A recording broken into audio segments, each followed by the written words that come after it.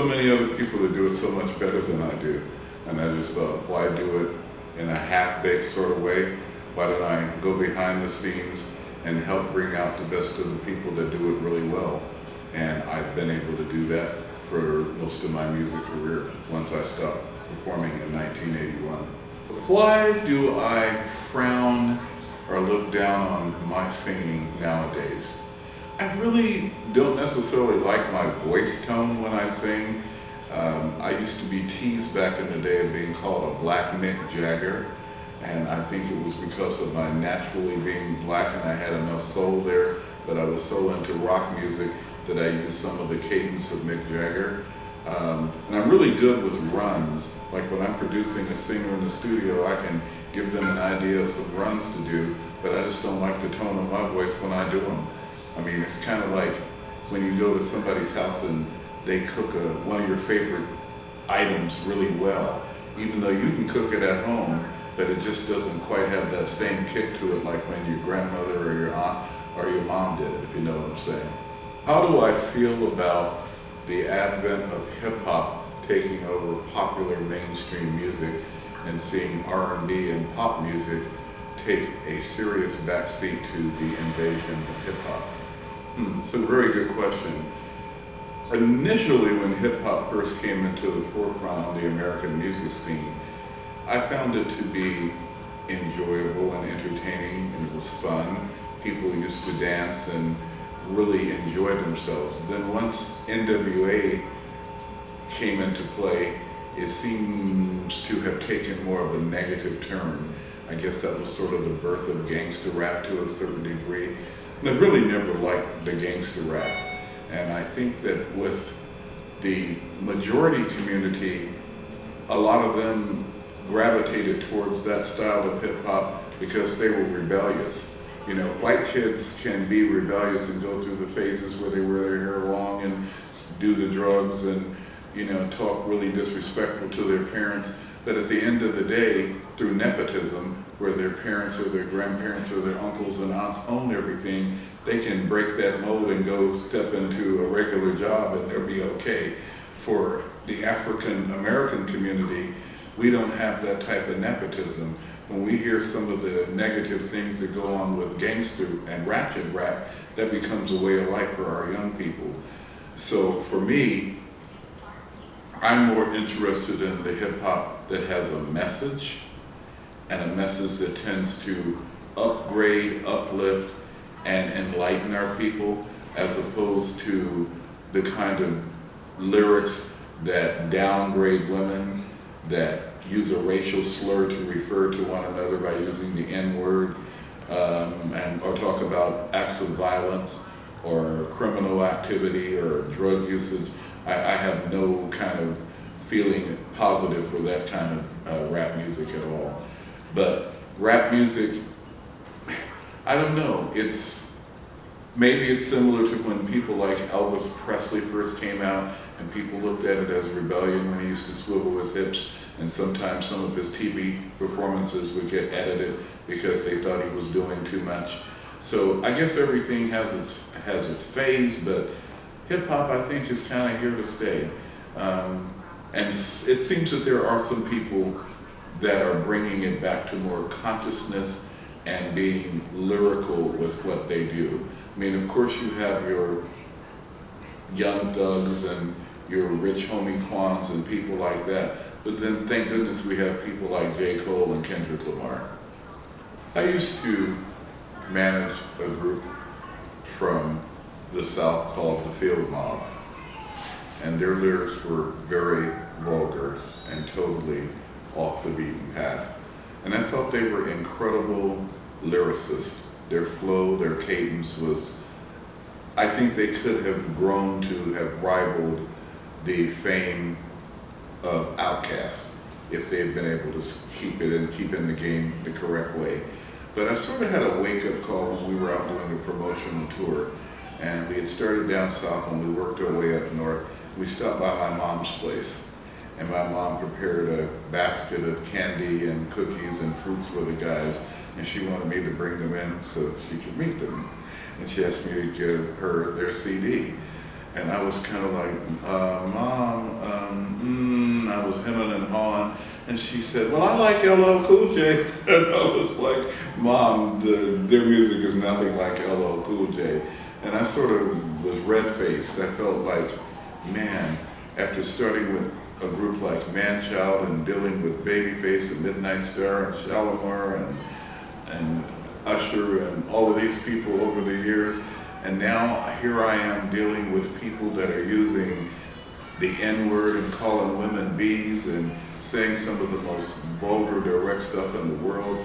And my mom has been a part of my music career all of my life, and here's a CD I can't even give to my mother. I was like, you need to take an inventory, dude. What do I think about the music scene in the 90s and the hip-hop of the 90s as compared to the hip-hop of the millennials?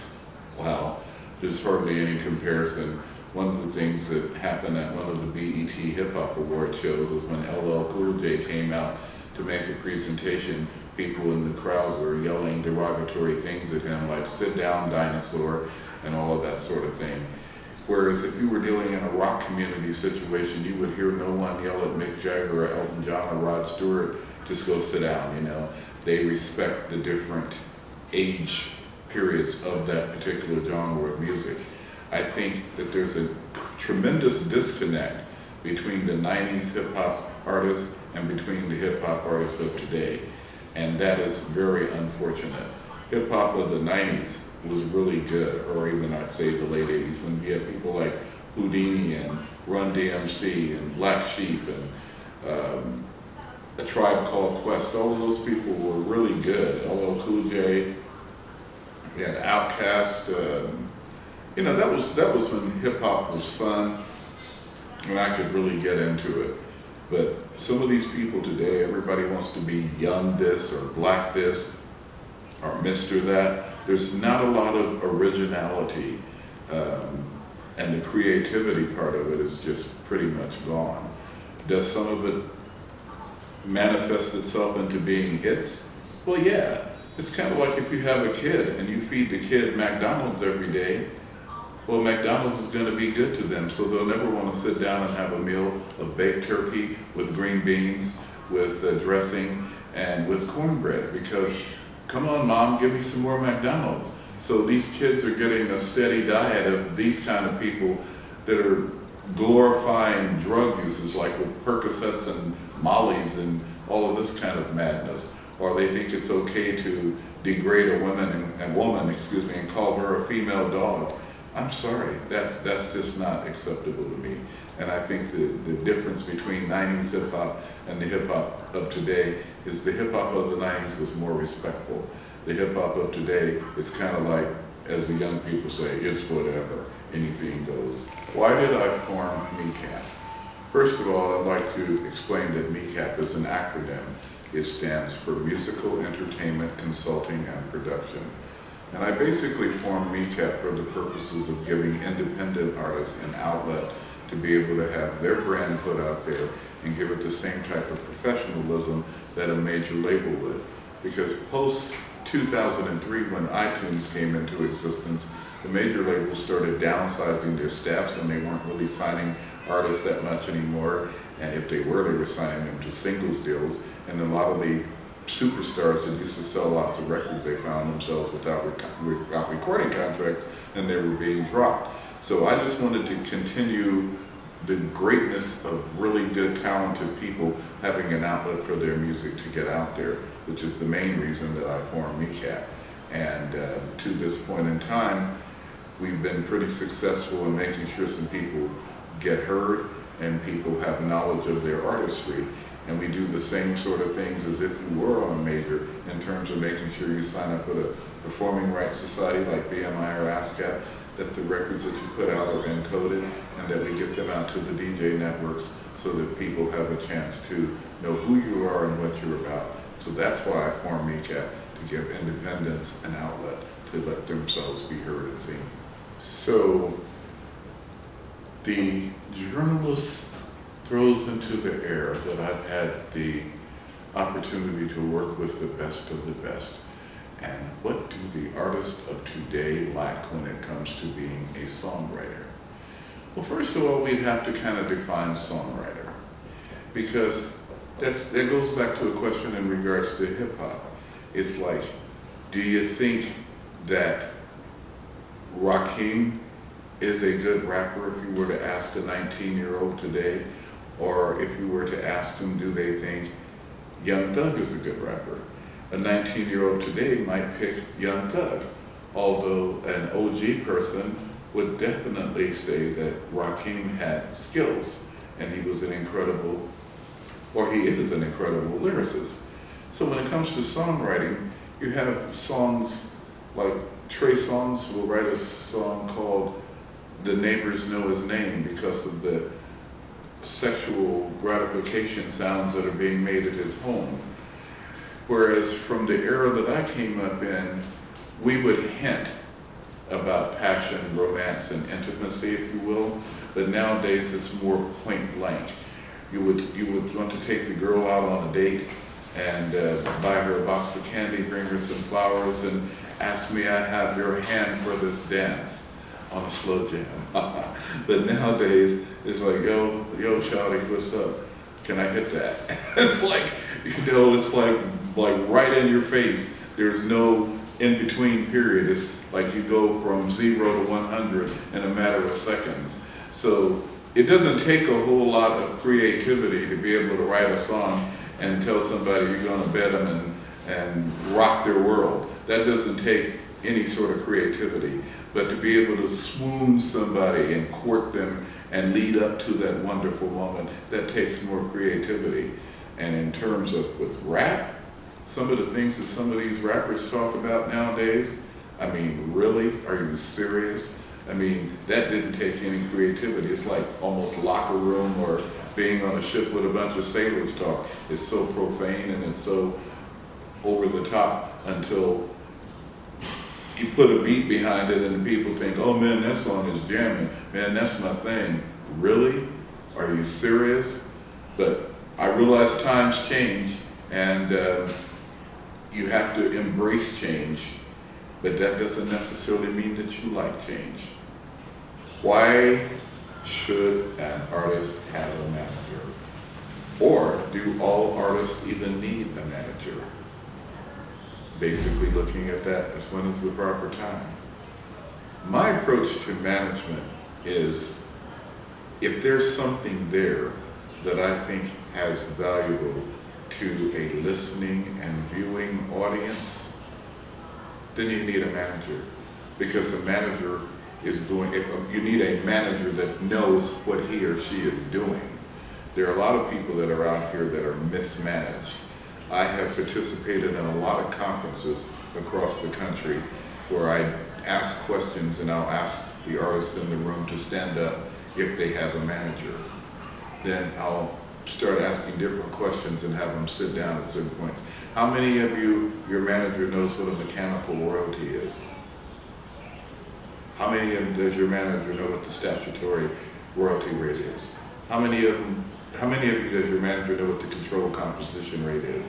How many of your managers know what encoding is? How many of your managers know what getting a tune properly cleared is? And usually everybody's sitting because they are being mismanaged. They're either managed by their homeboy, their homegirl, or some relative that knows nothing about the business of the music business.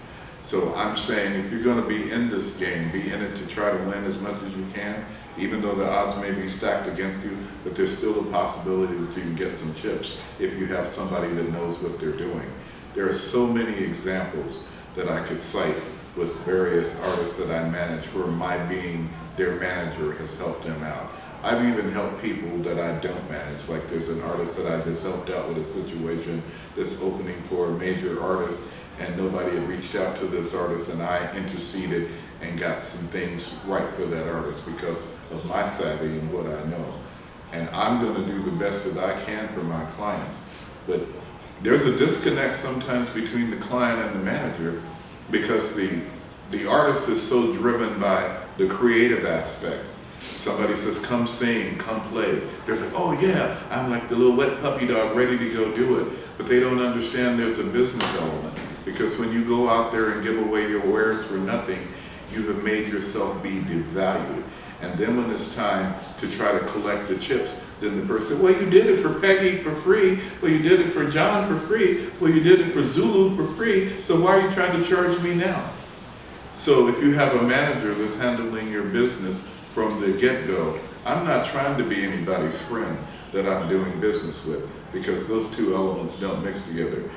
If you want one of my clients, we're talking about business. We can be cool, but we're talking about business. And once you can get that separated, then you'll be all right. Artists sometimes try to be people's friends. So they'll say, well, my cousin's friend wants me to come and play for free. Okay, well, your cousin's friend knows people, and when you go and play for free, there are people there, and they're going to end up finding out that you played for free, so therefore those people will not want to pay you as well. So let's handle it straight up business from the alpha, so we won't have a problem on the omega. That's why you need a manager, because a manager can handle those things, decipher those things, vet those things that need that kind of thing to be done. Because the manager is not an artist, and it doesn't matter whether people like him or not, or like her or not, because they're representing for your best interest. That's why you need a manager. What advice would I give to upstarts that are songwriters, music producers, artists, and musicians? The first thing you need to do is you need to know your history of where it came from, because anybody can't go forward until they know where the field that they're in has been. And what I find missing with a lot of the younger people of today that are upstarts is they don't do any research. They just all of a sudden say, I want to go in the studio, and I want to do this, that, and the other, without any sense of getting the process of learning about what it is they're trying to do. And another problem that we have in today's music business is there's no vetting process. Like when you go put a song on SoundCloud, Reverb Nation, or Dat Piff, there's nothing there that serves as, is this really good enough? Does this really cut the mustard? You can just take it straight there, and it's out there.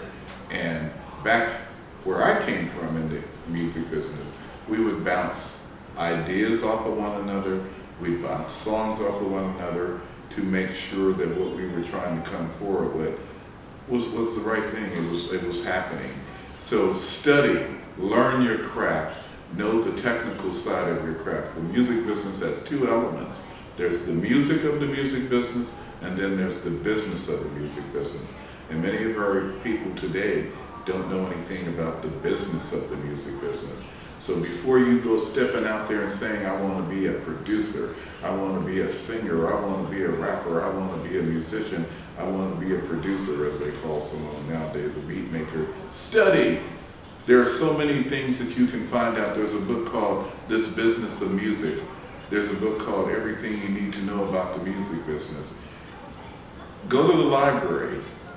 If you don't have a library card, get one. Go check the books out. Go do some reading.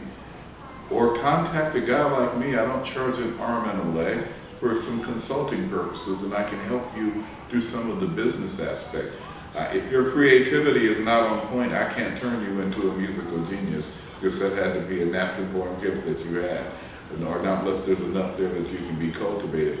But I can help you get your business together if you're serious about this. Stop being a whore and giving your music away. Be a prostitute and sell your goods. SoundCloud, Reverb Nation, and Dat Piff are whoring our musical community because they're not making any money off of that. Get your music to where it's encoded, to where it is monetized on YouTube and with a digital distributor, so at least you make the pennies of streaming rather than just putting it out there for free. And that's my take on that.